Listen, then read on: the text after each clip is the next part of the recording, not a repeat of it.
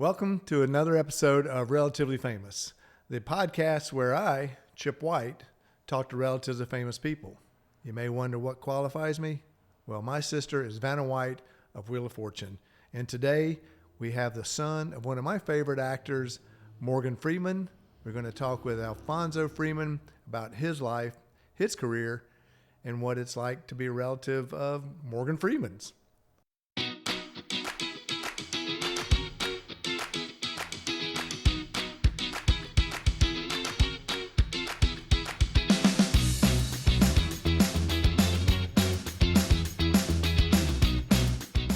Relatively Famous Podcast with Chip White. Alfonso Freeman, thank you for joining us today, and I'm super excited to have you here. Well, I'm glad to be here. Glad to be here with you. So, we've met briefly several years ago in North Carolina where I used to live, and have you've done some work with some friends of mine in Charlotte area, and everybody has nothing but great things to say about you. So I'm really excited about this, and we've had a couple of conversations. Tell me a little bit about your dad and your relationship, and then I want to kind of delve into who Alfonso Freeman is. Okay. Well, I will start off with, because I understand that this is about being the son of Morgan Freeman. I get that. But I always have to start off with the giving props where props is due, and that is to Lolita Polk, who is my mother. You see, my mother raised me, period. She raised 9 kids by herself. I was one of the 9. I was number 4. And I didn't meet my father until over the phone was the first time, and I was 19 years old.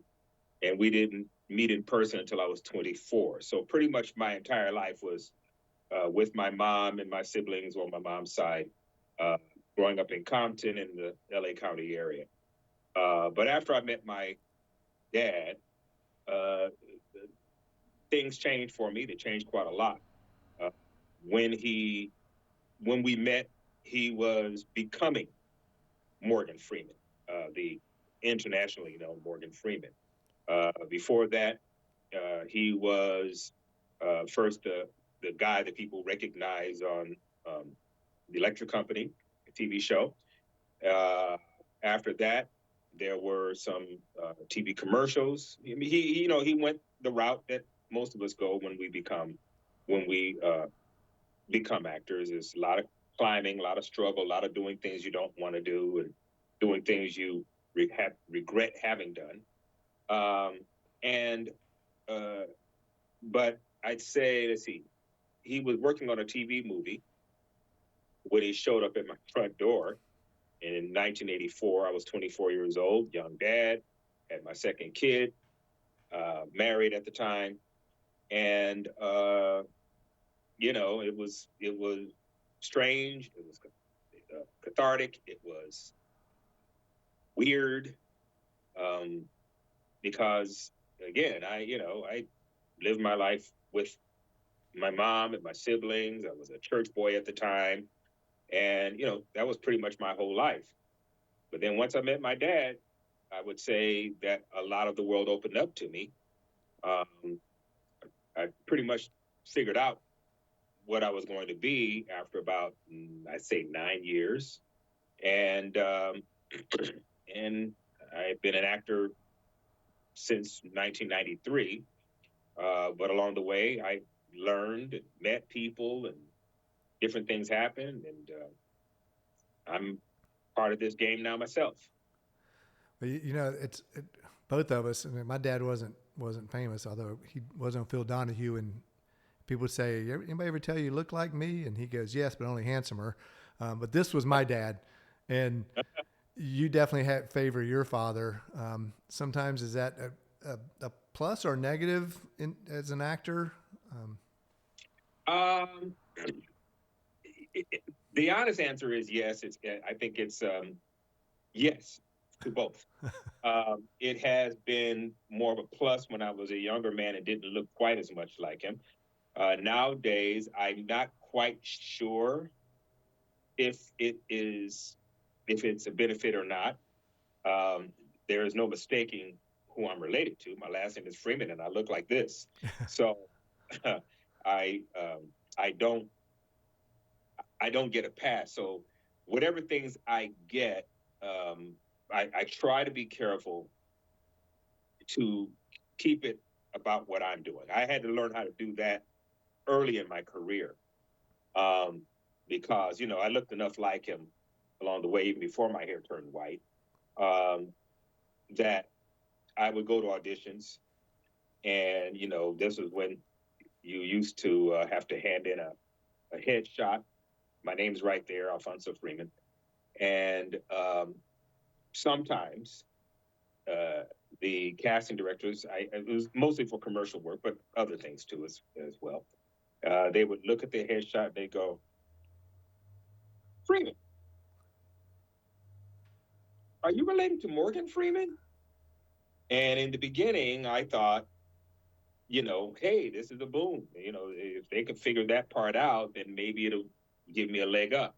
It didn't. I learned very quickly that my career has to be mine. Uh, it is flattering and interesting to people to talk about it, but I had to start telling casting directors when they started out, you look at, I love your dad's work, and I would literally stop them and say, okay, yeah, but he's not here and he's not auditioning. I am. So let's focus on me. Yeah. And I'm trying to remember if I ever got a job doing it that way. I don't recall if I did, but I felt I had to stand up for myself, and I will, because he's got his career. Uh, I don't begrudge anything. I have my career to some degree because of him, and so I don't I don't have any sour grapes or anything like that. I've had people say, you've got some pretty big shoes to fill, and I'm very quick to say, no, I don't. He's still wearing his shoes. I'm wearing my own shoes. It's a funny business where that's concerned, especially now that we're in this age of this awareness of what are called Nepo babies. Yeah, no one's called me that, but I guess I qualify.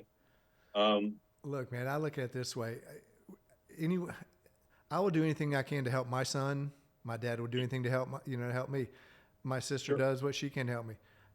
That's kind of the way the world works, and it doesn't mean things are handed to you. You still have to prove yourself. I mean, my sister Yeah. didn't say, hey, here's a blank check, go make movies. Mhm. Had to prove that we could actually make movies before she was like, okay, you know what, I'll help you on this one, I'll help you on that one. So Yeah. it's a catch-22 in my book, but Yeah. Well, it is. If it worked, I had somebody famous one time, very famous in the A list, um, who realized who I was in relation to my dad, and but I'm not at that level. I'm not B list. I'm not C list. I think I'm like the third letter after Z list, maybe. And I remember him saying, "Man, if my dad was so and so, I would be, I'd be so and so and so." And in my head, I'm thinking, you should know how this works. They don't just give it to you. In this business, and do and have done quite a bit of mentoring for young actors and all. I think I've been at this for 30 something years now. I love what I do. I don't have the career that I want, but I still get to work. I still audition, and I don't have any of that sadness or bitterness that my career is not the size that I want it to be, because it's I've done pretty well, and financially I've done well, and it's not over. So I just keep going. I'm not worried about whether or not I reach my dad's level or anyone else's level. I'll reach my own. Um, but I have come to recognize, and I talk to young people about this too, is that you have to put in the work. The name may or may not help for most of us, most, and I mean the vast majority of the sons of, cousins of, uncles of, brothers of.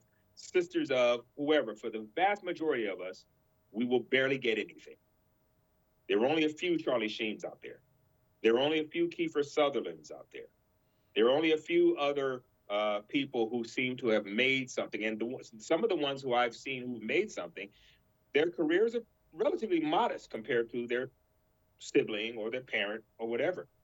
Hollywood does not hire Morgan Freeman's son as a name. They don't hire Vanna White's brother as a name. They don't hire Donald Sutherland's son as a name. They hire names. You build your own name, and once they know Alfonso Freeman, Chip White, Kiefer Sutherland, Charlie Sheen, once they know these individuals, now they're hireable. They don't hire based on your relation. They might hire you as a favor to your relation, but they will not give you the big gets strictly because you happen to be related.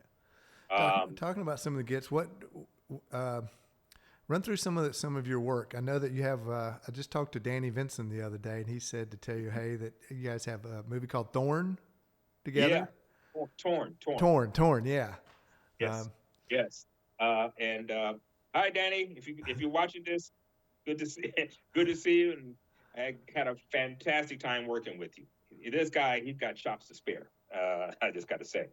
I've done some mainstream, and I don't mind saying my overarching goal is mainstream. I've done so many independent projects, and they've been okay. Some were respectable, some were, oh, sweet God in heaven, what was I thinking? Great projects that, at least on a script, that once they got into somebody's hand, be it a director, cinematographer, something, it didn't quite do what I wanted it to do. It in my mind, it could have been something more, something greater. Certainly, great concepts, 100% great concepts, but unfortunately, they just didn't do what I wanted them to do. They didn't get mainstream distribution or anything like that. That's my goal. That's my entire goal now, mainstream. I wanted to go to Disney. I wanted to go to Warner. I wanted to go to Sony. I wanted to go to Columbia. I wanted to go to anybody who's hiring real actors to do real work. And somebody who will hire Alfonso Freeman. Again, no sour grapes or anything. Like I said, I've had a pretty doggone good career. Well, absolutely. I mean, that's what we kind of do this for, is whether you're a band or an actor. It's like, I hate when people say, oh, they sold out. When they were in it, it's like, dude, you want as many people to see your work, to enjoy your work, to be in front of as many people as possible. I don't understand when people get mad at a band that makes it. I don't understand when people get mad at an actor that makes it. It's like, that's the whole point. Well, there's a certain degree. I understand, and when you mention a band, I certainly understand how that can be frustrating when you've seen bands who made it scratching and clawing, in the grungiest of clubs, and way back, Whiskey a Go-Go, when everybody in there was high and drunk and everything, but they managed to scratch and claw and become something. And then once they get the record deal, they seem to sell out. It becomes corporate music. There are a couple of bands I was talking about today that, to me, they're corporate. They have corporate music. It's just too polished. It doesn't have the life of a band that really, really scrapes to make it wonderful music. And there are actors, I think, who by definition can sell out too. But like you said, we're trying to make it. We want to be able to pay our bills doing what we love to do. We're trying to make it to where we can start doing projects of our own. I have 3 scripts that I'm working on, 3 of them, all at the same. Uh-oh. Froze up. Hold on. Yeah. Okay, you have 3 scripts. Start there. Yeah. I have 3 scripts that I'm working on.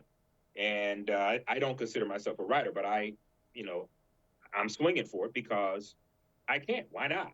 I this is I'm in this business. No matter whether or not I have the career, the size that I want, I'm in it. I have my name, and it doesn't matter to me um, that I'm not as big as I'd like to be. It matters to me that I'm working. I appreciate those big names who take on small jobs and independent projects with just $1 million budget because they believe in the project. That's that says that we're dealing with somebody who loves what they do and loves the art of it and loves the creativity that goes into it. And I'm that way. I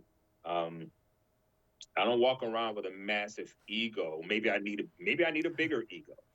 Uh, but I don't walk around with a massive ego that makes me somebody that other people can't deal with. But I do want mainstreams. Um, but So I've done films with go my ahead. dad. I did a few films. Biggest was the bucket list. The first was Shawshank Redemption. Just one little part, but it's a standout little line that I said. And everybody remembers it, so that makes me feel good. Yeah, Um, I was going to ask you about that. I got the privilege of doing a film with my dad, a short film, um, mhm, years ago, and he's passed away. So in that one short film, there's my son's in it. I'm not in the mhm, scene with him, but I am in scenes with my dad. So there's mhm. I'll always have that. Yeah, yeah. Well, Shawshank, I was all the mug. Every time you saw a mugshot, that was me, younger version of me, obviously, and yelling fresh fish today." That was my line, and then I said, "We're reeling them in," and that sold it.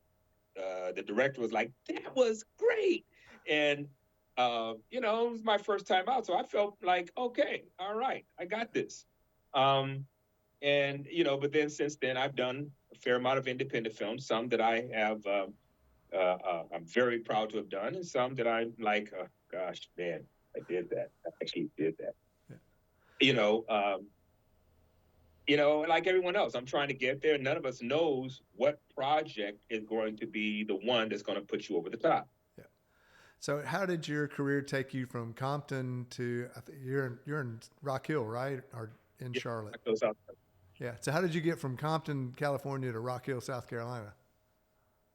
Interesting. Well, okay. There were two cities in between here and there. I grew up in Compton as a kid, born in LA, raised in Compton, uh, got married stupidly when I was 22. Uh, I was out of that marriage by the time I was 28. Um, and remarried at 34. At that time, I moved to Hawthorne, California, with my then wife, and which is the South Bay of the Southern California area. And I stayed there, until that marriage ended. Started another relationship, remarried again, and at that time, I ended up flipping a house. This is how it happened. I flipped the house that I lived in. It was uh, I got it in the divorce, so I just fixed it all up and everything, and then put it on the market. Wasn't trying to sell it. I just wanted to know, what it would be worth, and I priced it well above comps in the area, and someone bought it. The second family that saw it wanted it at my price. I'm like, "Are you?" And I'm like, "Wait, what?" And so I came away with a bunch of money. And so I decided I've always wanted to live on the East Coast. And so my wife then at the time, Michelle, and I left and came to the Carolinas. And my thinking was, okay, there's work in Atlanta, there's work in New York on the East Coast. I can get to either place pretty easily from here. And my entire career was counterintuitive. I did so many things ass backwards, I couldn't even tell you, and it worked. My very first audition, I did everything wrong and I got the gig. And so I felt like, well, if that's been how my career has functioned all this time, why not just keep doing it this way? Just do what I want to do. And God, the fates, universe, however, um, will give me the things that I desire, then I'll get it. And so I came out here counterintuitively because there's not much happening in the Carolinas. Um, but I've gotten independent works with Rodney Stringfellow and others, and I've done quite a bit of voiceover work since I've been here as well. And so it finds you. You know, when it's yours, it finds you. It always finds you, and it's found me. It's not rushing up to me. It seemed to be rushing more up to me when I was a younger man, but it's still finding me. Uh, Now that I'll be 65 this year. Now that I'm this age, my looks have changed quite a bit. I don't have the black hair anymore. Look a little more grizzled. I fit a certain type now. And I felt like, well, okay, I've kind of been off the grid for 10 years. I kind of took a hiatus. And so now things are starting to, as I see it, they're starting to blossom for me.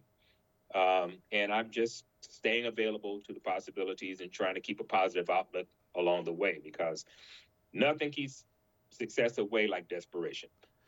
Absolutely. Yeah. I agree with you. I got kind of tired of, chasing it. Well, I have to be here. I have to be there. It's like we ended up in Charlotte. I had no idea what I would find, and ended up doing a lot of television work. Ended up meeting Shay Sizemore and getting back into films, and that's where I met you. And now we're in San Antonio, and it's kind of like, we'll just kind of see what happens. Now I'm doing a podcast. Met Philip Nelson, and next thing you know, we're sitting behind a desk doing a podcast. So I Yeah. think you're right. If you don't chase it, and it's meant to be, it's going to find you. And like you, Yeah. I'm not as young as I used to be, and I tell people, I'm like, yeah, we have enough 63-year-old silver-haired actors. We'll put you on the Z list, but it's okay. It's interesting. I decided to let all this grow. It took a while for it to grow anyway. I've been going through puberty forever. Um, and it took a while for me to get this look at everything. And then now I notice that there are a lot more roles for seniors. Um, Commercially speaking, where I made most of my money in commercials, um, there are so many new faces out there. I started relatively late. My first commercial job, paid job, was I was 37, um, and made pretty good money. Um, and I came along with people who had been established, working from their 20s, but I kind of managed to nudge my way in there and seeing the same guys going to auditions at these commercials and all. And all of a sudden, I'm seeing brand new faces. And the only thing I can attribute it to is people who, after their work life was over in corporate America, decided, why don't I become an actor? Lots and lots of new faces, people I did not come along with. We would all see each other and we would all get jobs. Every one of us got jobs. Um, but now there are all these new faces back, they're all working out of California or in New York or Atlanta. Um, and like I said, the only way I can see it is that they changed careers after retiring or something and became actors and they're getting work. And there are a lot of roles now for seniors, which I 2 months 2 more months, and then I will be officially. And so I feel like the possibility is still there. One friend of mine, one good friend of mine, managed to make it onto its series as a regular. I mean, so the possibilities remain. It's not over just because we turned 50 or 60. We're still out there. We're still viable. We're still able to work. People still, um, you know, are looking at us. And because I have a new look, I'm noticing that there are different doors that are opening that weren't open when I was a younger man. I didn't have, I don't know what you call it when a man is an ingenue, but I never had ingenue looks. Um, when I trim, I look pretty decent. Right now, I'm just letting my hair grow. But I can fit into any kind of role. everything from an elderly person in a hospital room, or somebody fighting with Social Security, or some grandfather, or some law firm principal at a law firm. There are a lot of roles that I could do now because my looks have changed, and so I'm effectively brand new uh, post hiatus, and it's a good thing. I think of it as a good thing because I get to come out the box and show the seasoning that I've acquired over the years. Um, Auditioning is not well, it can be because I did lay off for 10 years and I was a little nerve wracked there, but excuse me, but I feel a lot more confident, a lot more comfortable auditioning, especially since most of the time we're doing these, um, what do you call them? The self tapes, as they're called. And I'm getting comfortable in that world now too, and so it just feels, I'm still in my element. I'm still in my element, and the only thing that's changed is I'm a little older, and the opportunities remain. I Put don't our hear you. egos. I don't hear you at all. Okay. Oh, sorry, we got connected. I think that for us, it's putting our ego to the side is a lot easier than it used to be. I mean, if I can accept, like, hey, you know what, I'm going to play a grandfather, I'm going to play this, and Mm-hmm. not let my ego kick in. Like, well, wait a minute, I'm still like a leading man, that we Yeah, can get more work. yeah, yeah.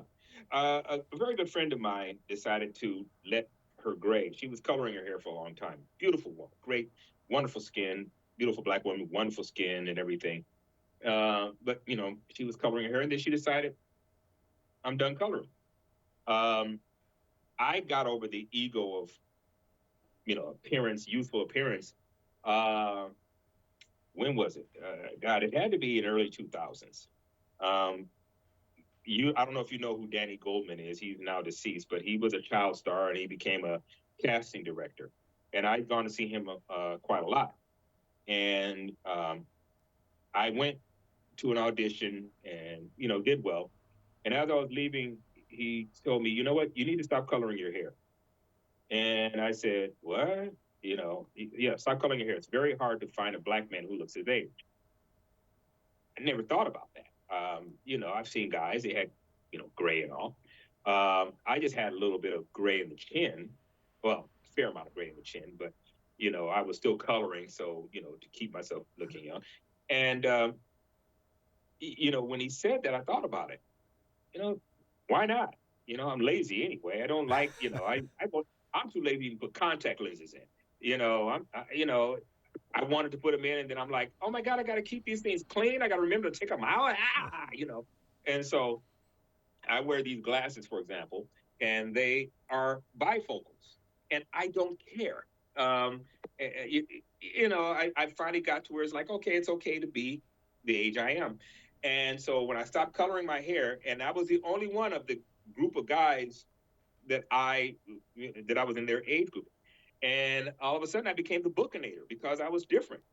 They were still coloring their hair, and it's not like this hardcore competition. We were all celebrating each other, but I just started booking because I just let it go. And he was right.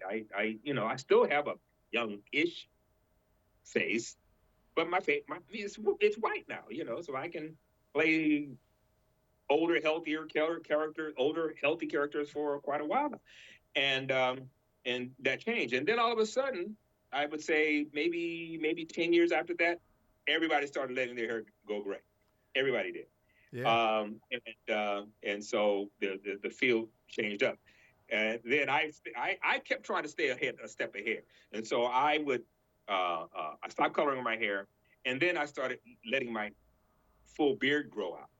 And again, still booking because I was just doing something different than everybody else. And then they started growing a full beard. So it was kind of a fun thing to watch. And we were all working, all succeeding. They have been working longer than I have been. So I've always believed there's enough for everybody. And and the competition is not an angry, sniping throw someone else under the bus kind of competition. It's just the healthy competition of doing something to make yourself stand out. And that's what I did. And it worked, until I took the hiatus, and now I've kind of restarted things, and it feels good. I'm enjoying it. I'm enjoying this process. It kind of helps to not need be scratching for money because I'm getting Social Security now, so that helps. And you just keep, like I said, keep swinging for the fences. Yeah. Well, we're getting close to running out of time. There's a couple of things. I know when we talked earlier on the phone, I asked you about one humorous thing that if you were okay talking about, and the conspiracy theory that your dad is really Jimi Hendrix. I find it hilarious. It is. Years ago, as a little kid, I watched the Electric Company for years before I knew that was my father I was watching. I didn't really know it until I was 14. And but yeah, he modeled his easy reader character after Jimi Hendrix, with the fro and the bandana sometimes and all of that. And they have somewhat similar features. The angle of their face is somewhat similar. But I happen to think that my dad has a similar facial structure as James Colbert. If you ever look at the two of them, the cheekbones and the kind of the angle of the forehead and all that, I've always thought it was very similar. So we all have doppelgangers of one sort or another. Yep. But yeah, it was funny. It was funny that he kind of looks like him, but not enough for me to feel nervous about it. Yeah. What's going on in your career? We'll kind of wrap us up on what's going on with you, and we'll ask a couple more questions, and we'll wrap this fun day up. Well, what's going on is I'm auditioning. I have a manager now. I don't have representation on the East Coast as of yet, but I do have a manager, and she has been able to get me in the room, and I really appreciate that. And I've gotten some good looks. Haven't booked just yet, but I know it's coming. I moved to the East Coast to break away from commercials. Commercials got to be my bread and butter, and I'm grateful for it. But my dad said something years ago as I was, climbing, and, he had reached his apex, and he said, be careful what you're doing, because whatever you're doing, that's what you're doing. And, it sounds funny to say that, but I was doing commercials. And once you start making that money, paying that mortgage, paying those credit cards that you're still getting and having to use here and there, you get caught in that financial trap of making money as an actor but not acting. I never really have considered commercial acting in the same way as I do film and television. Right. It can be, and I have had a few, but a lot of commercials, the guys in amongst a bunch of people, you're making the same money. They just need people, different looks in the commercial. You're making the same money, never saying a word, and you're paying bills. Right. And it's a trap. Right. It's a trap. So as we wrap up, I always like to ask the same question at the end of every show, every interview. Is there a question I didn't ask, or is there something we didn't discuss that you really want to share about Alfonso Freeman? I don't know. I tend to be a chatty cat. Yeah, you can tell. And so if there's anything that needs to be said, I probably have said it. We did cover a lot of topics. Yeah. Well, in that case, Alfonso, it has been an awesome time chatting with you. I look forward to hopefully crossing paths again if I get back to North Carolina, or if you're ever in San Antonio. Who knows? Maybe there'll be some work in a good Western out here for you. I look forward to it. I expect I'm going to be in Texas actually in the not too distant future, probably sometime next year. I have family there. And so if I'm able to get through San Antonio, definitely I'll look you up. We'll have some coffee. Absolutely. Well, thank you for your time today. Oh, sorry, what was that? I said, how is coffee in San Antonio? I don't know if they know how to make coffee there. They can make some good coffee. You know, it's a little Yeah. cowboy coffee, a little strong. I was gonna ask that. Is that cowboy coffee that'll put hair on your chest and make you feel like you got COVID? There's some of them, man. But well, Alfonso, thank you again for your time today. It's been great, and I look forward to catching up with you again in the future. Absolutely, I'm here for you, bro. Thank you. All righty. I want to thank Alfonso Freeman for being with us today. I learned a lot, and he's a hell of an actor. And I want to thank you, the listener and the viewer. I'm truly humbled and grateful that you take the time to spend with us in these 30-ish minutes or so. I want to thank Nelco Media and Nelco Comics for hosting. If you're a fan and have subscribed, thank you. If you just happen to come across this by accident, we hope that you will continue to join us, subscribe, like, share, tell your friends, tell your family, tell the world. We want to be seen all over the world. And if you're famous and you got a relative you think would be a fun guest, reach out to us.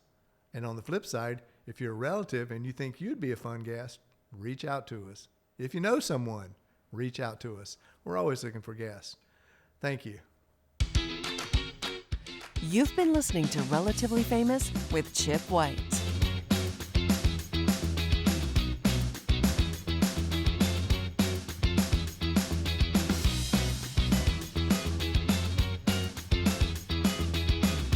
Please like and subscribe to Relatively Famous with Chip White.